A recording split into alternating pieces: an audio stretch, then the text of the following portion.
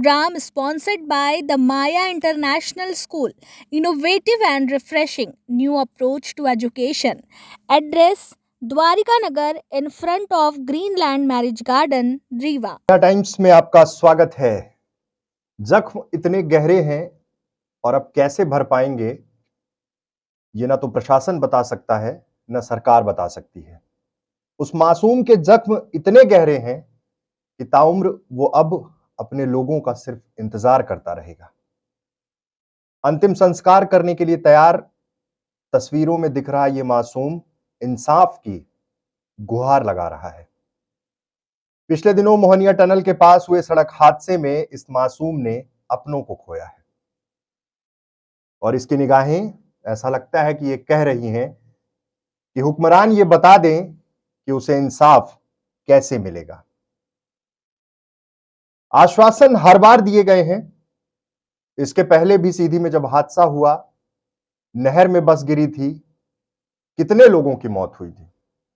जांच की बात हुई, आनन फानन में मंत्रियों को भेजा गया था, सब कुछ किया गया था, लेकिन क्या इंसाफ मिला? क्या जिम्मेदारों पर कार्रवाई हुई? यह सवाल आज विंध्य की आवाम सरकार से फिर पूछ रही है। 15 लोगों की मौत हो चुकी है सीधी सड़क हादसे में। चश्मदीद जो बता रहे हैं उससे तो पूरी व्यवस्था पर सवाल खड़े हो रहे हैं, लेकिन कुछ बड़े सवाल हैं जो ऐसा लगता है कि विंध्य का हर युवा, हर शिक्षित, पढ़ा लिखा, गरीब, वंचित तबके से जुड़ा हुआ इंसान जरूर पूछ रहा है। सतना में केंद्रीय गृह मंत्री के कार्यक्रम से जब बस लौटी तो टनल के ठीक आगे क्यों रोका गया? अगर उन्हें खाने के पैकेट का वितरण करना था तो पहले मॉडल हायर सेकेंडरी स्कूल जो जगह चिन्हित थी वहां क्यों वितरण नहीं किया गया? क्यों पहले ही ये चीजें पंडाल लगाकर रोकी गई? आप में से जितने लोग इस वीडियो को देख रहे हैं और जिन लोगों ने टनल का विजिट किया है या टनल से क्रॉस हुए हैं, आप खुद बताइए कि टनल में गाड़ियों की स्पीड क्या होती है। एक सरकारी कार्यक्रम में महाकुंभ था कोल समाज का, जहां पर अलग अलग जिलों से भीड़ ले जाकर सतना में यह कार्यक्रम में शामिल होने गए थे। बड़ा सम्मेलन था, तमाम बसें लगी थी। उसके एक दिन पहले भी जो तमाम खबरें आई कि बच्चों की परीक्षाएं तक प्रभावित हुई, लेकिन चूंकि सरकार का निर्देश था तो पूरा सरकारी तंत्र वहां मौजूद था।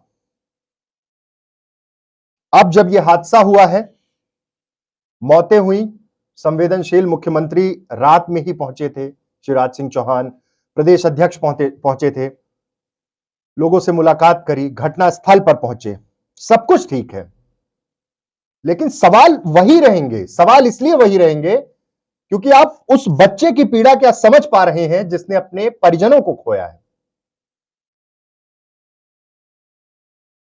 5 बड़े सवाल हैं इस पूरी घटना से जुड़े हुए। सवाल नंबर 1, फेलियर किसका है? आखिर क्यों 100, 100, 150 की रफ्तार में जिस टनल के नीचे से गाड़ियां निकलती हैं, टनल विंध्य के लिए बहुत बड़ी बात है, बहुत अच्छी चीज है, लेकिन जिस रफ्तार से वहां से गाड़ियां निकलती हैं उसके ठीक आगे पंडाल लगाकर भोजन वितरण की क्या जरूरत थी? जीवन भर अब वो लोग कुछ नहीं खा पाएंगे।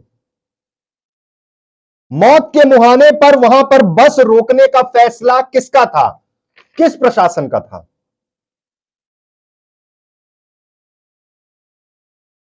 सरकार या प्रशासनिक तंत्र में इस व्यवस्था को जिसने किया उस पर क्या कार्रवाई होगी? दूसरा, लापरवाह जिम्मेदारों पर एक्शन कब होगा? यह एक बड़ा सवाल है। आरटीओ के फेलियर्स की बात होती है, आपने अक्सर देखा होगा जब इस तरह की घटनाएं होंगी उसके तुरंत बाद बस स्टैंड के बाहर चेकिंग, हाईवे में चेकिंग, आरटीओ की चेकिंग, उड़न दस्ता लगा दिया जाएगा। उसके ठीक 10 दिन बाद देखिए एक आदमी इस तरह की चेकिंग के नाम पे अगर हाईवे में खड़ा हो तो आप देख लीजिए। टनल में एक स्पीड लिमिट बनाई गई है, सीसीटीवी फुटेज चेक कर ले सरकार, प्रशासन या वहां का प्रबंधन और बता दे कि कौन सा वाहन नियंत्रित होकर टनल में चलता है। पिछले दिनों बाइक की स्पीड का एक वीडियो सोशल मीडिया पर वायरल हुआ था। 180 190 की रफ्तार से गाड़ियां वहां चल रही हैं और ठीक टनल जैसे ही कंप्लीट होता है, उस जब पड़ाव को पार करते हैं और टनल के बाहर निकलते हैं, और जो स्पीड है, वो जो ट्रक है जो अनियंत्रित होकर बसों को टक्कर मारते हुए निकला था, उसकी स्पीड सोचिए कि 2-2 3-3 बसों को जिस तरह से उसने टक्कर मारी और बसें खाई में चली गई। आरोप यह भी लग रहे हैं कि वहीं ठीक पुलिस की बैरिकेडिंग थी कि बसों को यहीं पर रोककर खाने का वितरण करना है, और उस चक्कर में कई बाइक वाले डर के मारे, अमूमन चेकिंग में जब गाड़ियां रोकी जाती हैं तो बाइक में जो रहते हैं वो डरते हैं पुलिस के पास पहुंचने में कि कहीं चालान ना हो या फिर कैसी चेकिंग है। और इतनी बड़ी भीड़ को देखने जो लोग पहुंचे कि इतनी 3-3 बसें, एक में 40, एक में 60, एक में 50 लोग कैसे उतर रहे हैं, वो भी हादसे की चपेट में आए। पास में एक शराब की दुकान थी और यह कहा जा रहा है कि बस में जो लोग बैठे थे उसमें से कुछ बच गए, जो नीचे थे वो मौत के गाल में समा गए। आरटीओ पर एक्शन कब होगा, यह सवाल है और विंध्य का युवा, विंध्य के तमाम लोग, विंध्य के जन ये पूछ रहे हैं। मासूम के जख्म कैसे भरेंगे, यह एक बड़ा सवाल है। वहां पर ड्यूटी में जो शिक्षक तैनात थे वो क्या कह रहे हैं कि आखिर उस जगह पे वितरण क्यों हुआ, इतनी रफ्तार से गाड़ियां निकलती हैं और ऊंचाई पर वो जगह थी, इसलिए नीचे खाई में बस चली गई। स्पीड में कोई नियंत्रण नहीं।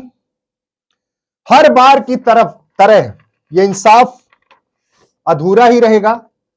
कुछ दिन दिखावे के लिए एक जांच होगी और फिर बंद कर दी जाएगी। और अगर यह स्थिति ऐसी है तो क्या हम और आप अपनी बारी का इंतजार कर रहे हैं? सोचिए, वो गरीब वंचित तबके के लोग, वो मासूम, एक गांव जहां पर कल अंतिम संस्कार किया गया, वहां के भी विजुअल्स हैं। लकड़ियां नहीं उपलब्ध हो पा रही थी, गांव में खाना नहीं बना लोगों के घरों में, 8-8 चिताएं एक साथ जली हैं। सरकार की संवेदनाएं हैं साथ में, जो वादे किए हैं उनको कैसे पूरा करेंगे और कितना जल्दी पूरा करेंगे। स्थानीय जनप्रतिनिधि, तमाम लोग, समाज के लोग, ब्लड डोनर, तमाम संस्थाएं सब एसजीएमएच में मौजूद थी। मुख्यमंत्री पहुंचे थे, निर्देश दिए, सहायता राशि का ऐलान हुआ। लेकिन क्या आपको नहीं लगता कि इसके बाद भी कोई जिम्मेदार है जो हर बार बच रहा है? आपने बघवार में जो हादसा हुआ था तब भी देखा था कि तमाम एक्शन की बात हुई, आरटीओ, फिटनेस, सारी चीजें, क्या एक्शन हुआ? कितने जिम्मेदार आरटीओ के उस जगह से हटाए गए या उन पर कार्रवाई हुई? यहां पर भी वैसी परिस्थितियां हैं। टैक्स देना, सरकार में भागीदारी, जनता की भागीदारी, और उस बीच जिन जिम्मेदार अधिकारियों को यह निगरानी करनी है वो कितने दिन करते हैं और वो बेखौफ हैं, उनका कुछ नहीं हो सकता। न ये सरकार कुछ कर सकती है। अगर कर सकती तो ये जो बड़े सवाल हैं जो खड़े हो रहे हैं कि इस पर क्या एक्शन होगा, कैसे लोगों को इंसाफ मिलेगा, क्या कोई बता सकता है? तड़प तड़प कर लोगों की मौत हुई, खाना बांट रहे थे, 52 सीटर, 40 सीटर और 60 सीटर 3 बसें थी, और यह कहा जा रहा है कि कुछ लोग शराब की दुकान की तरफ थे, कुछ लोग वहां से हट गए थे, कुछ लोग वॉशरूम के लिए गए थे, इसलिए बच गए, नहीं यह आंकड़ा बहुत बड़ा हो जाता। आनन फानन व्यवस्थाएं। फिर एक शर्मनाक तस्वीर और सामने आई, मृत हुए लोगों के शवों को कचरा वाहन से वहां से ले जाया गया।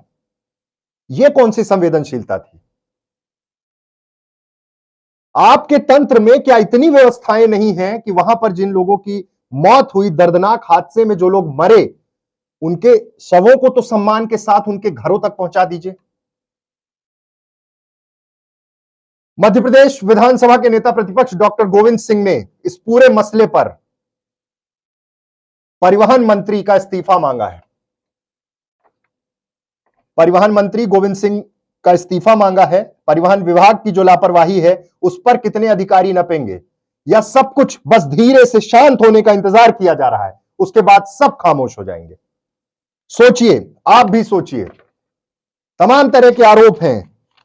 पंडाल लगवाया गया था जनप्रतिनिधियों द्वारा, अगर टनल से दूर खाना बढ़ता तो शायद हादसा टल जाता। इतनी रफ्तार में गाड़ियां कैसे वहां से निकली? और अब यह सोचना पड़ेगा कि टनल में जब एंट्री करें उस समय से स्पीड कैसे कंट्रोल होगी या बीच बीच में क्या व्यवस्थाएं की जाएंगी, क्योंकि वहां रफ्तार की कोई लिमिट नहीं है। ऐसा लगता है कि पूरे हाईवे में जिस रफ्तार में रहते हैं उसकी डबल रफ्तार में टनल से निकलना है। और मौत के काल में जो लोग समा गए उनका क्या, उन परिवारों का क्या, गरीब परिवारों का क्या। एयरलिफ्ट किया गया, 3 लोगों को यहां से बाहर दिल्ली बेहतर इलाज के लिए भेजा गया, लेकिन सवाल आज भी वही है कि जिम्मेदारों पर कब कार्रवाई होगी, कब सरकार ये संवेदनशीलता दिखाएगी और कहेगी कि जिनके कारण इस तरह के हादसे हो रहे। सीधी के लिए पिछले 2 साल में 2 बड़े हादसे, क्या एक्शन होगा ये देखना बहुत महत्वपूर्ण होगा। और सबसे बड़ा सवाल उस मासूम की जिंदगी का है, उसके भविष्य का है जिसने अपनों को खोया है।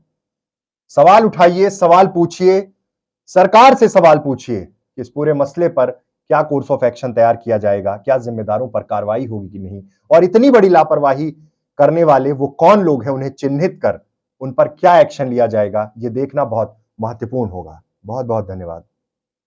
A program sponsored by the Maya International School, innovative and refreshing new approach to education. Address Dwarika Nagar in front of Greenland Marriage Garden.